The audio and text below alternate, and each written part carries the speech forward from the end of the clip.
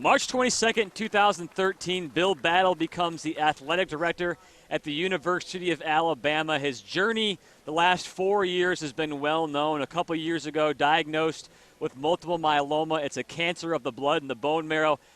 Battle went to Atlanta for some treatment. He is now cancer-free. Happy to hear that for the Alabama AD. We sat down with Bill Battle one-on-one to talk football, life, and plenty more. Why was it important to you to keep that a secret? Because, you know, some people can say, oh, look at me, I had cancer. But you seem like the opposite. Why was that important to keep it? Well, first of all, it wasn't bothering me. And I didn't think it was anybody's business. I didn't have any pain. I didn't have any, most of my blood work was good. I felt great. I just finished a 4-hour physical, and everybody was bragging on how good a shape I was in, and then they came in and told me I had a tumor. And then the next step, even though I was in remission, they wanted me to do a stem cell transplant, which is a bone marrow transplant, which can be pretty invasive and can have some pretty serious side effects. And I probably could have gotten away with that, except when I came out with no hair, I knew that everybody knew something was going on. So I decided to tell everybody what I was doing. But it isn't that big a deal. Because you lost 20 pounds. I did. How did you keep that from, that's amazing to me. How did you keep that from people? Well, I told them I was working out real hard. I felt good the whole time. I didn't, you know, the cancer has not caused me any problems to date. The treatment has caused me some problems. And I told them if I died of the disease, that was one thing, but I didn't want to die of the treatment. So I'm counting on it. I'm counting on living a long time, however long I got. I was thinking 85 would be a pretty good number, and they told me I ought to be able to live 10 more years, so I'm good. I have learned a lot. I have told everybody that if Nick Saban leaves while I'm here, I'm out of here. I'm not going to hire the next football coach. People in the outside world make a big deal about Nick Saban's always been the highest paid coach in college football, and I know you guys don't care about that number. Now that he's not the highest paid, as of next year, Jim Harbaugh at Michigan life insurance is going to bump him up to $9 million a year or whatever. People are saying, oh, Nick Saban's not the highest paid. Does that matter to you guys?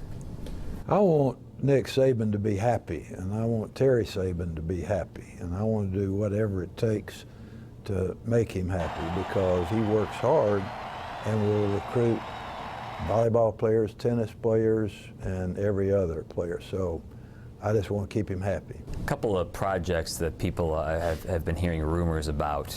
One by Bryant-Denny Stadium, the old fraternity house that got knocked down. Is there any kind of plan for that lot right there and what it could be? There is. One of the things that we'd like to do, we would like to see that as an area for our former players. You know, around Denny Chimes, the captains every spring put their handprints and footprints in the concrete. We're running out of concrete around Denny Chimes, and there is a demand for more green space. That would be a place for